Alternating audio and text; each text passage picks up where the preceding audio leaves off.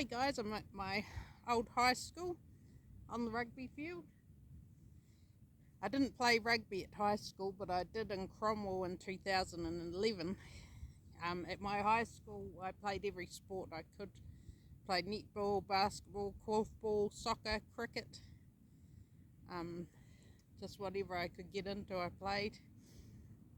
In 2011, 8 days after my rugby season ended, I started having seizures.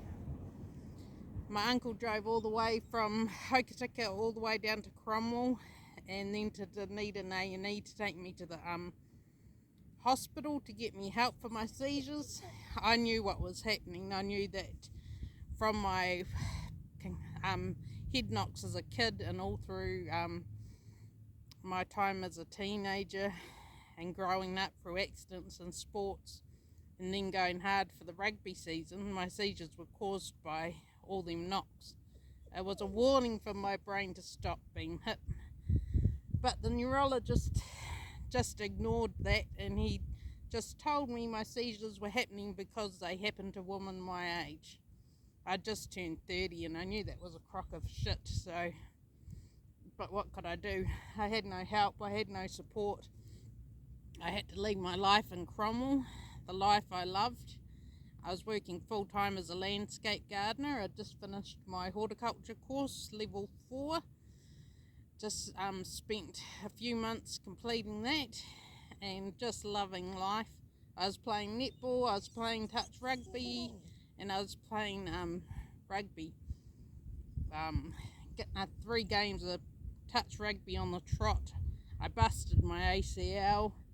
So yeah, having seizures and a busted ACL wasn't that fun, but I somehow lived through it. I had seizures for months and months and months. I only got relief after I seen a cranial-sacral therapist, and lots of sessions later she eased my seizures down to a fine tremor. So I lived with the tremor for a lot more months until they eased off, but then when I would hit my head again, the seizures and the tremors would start up. So it'd just be accidental knocks to the head. I'd given up contact sport at that time, so I was doing kayaking, mountain biking and golf, but of course coming off your mountain bike, getting golf balls to the head, and you're getting the kayak off the roof of the van, I'd hit my head. So yeah, just continuous knocks, and then just through lots of concussions through accidents. So I'd rut one real extremely bad one to the back of my head, and my words and speech were all slurred. I had no help from anyone, so I just taught myself slowly how to talk properly again. I'd sit at the pub and just take the opportunity to talk to whoever would stop and say hello.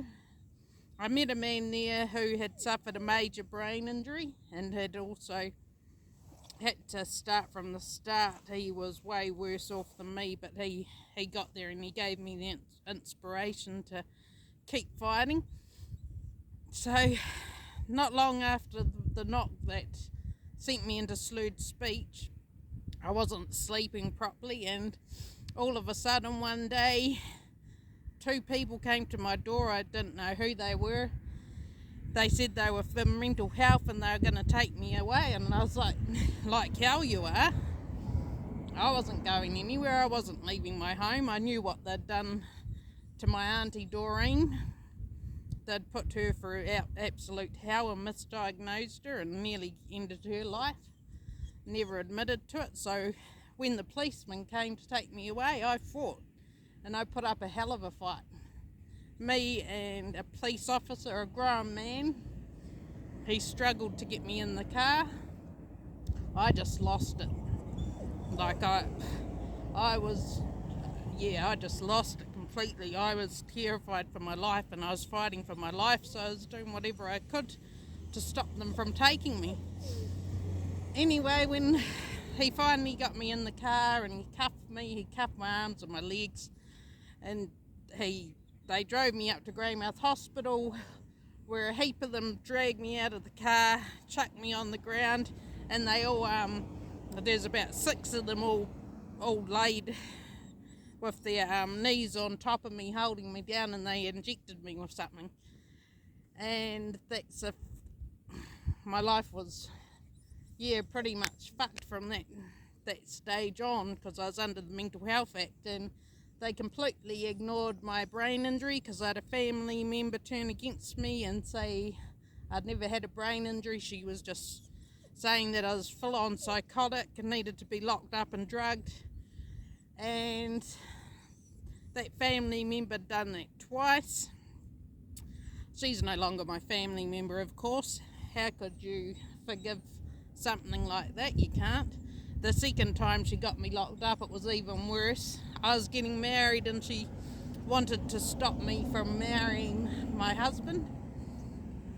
She tried to get me locked up and over in Christchurch in the mental hospital over there, which would have been my life over. But lucky they didn't do that, but they did lock me back up in Greymouth. This time was even worse. They actually injected me with an injection for schizophrenics, and they totally took my life from me. I was a suicidal zombie. I had no feeling, no nothing. I didn't love my animals. I didn't love my husband. I didn't love my mother. They took everything from me, and you could see it in my face. I was nothing. So I lived like that for months and months, and they wanted to keep me under the Mental Health Act for the remainder of my life, and they wanted to keep me injected with paliperidone for schizophrenics for the rest of my life. I thought, stuff this. So I had a heap of pills. I took them all, but I didn't have enough to kill myself. I tried to OD. But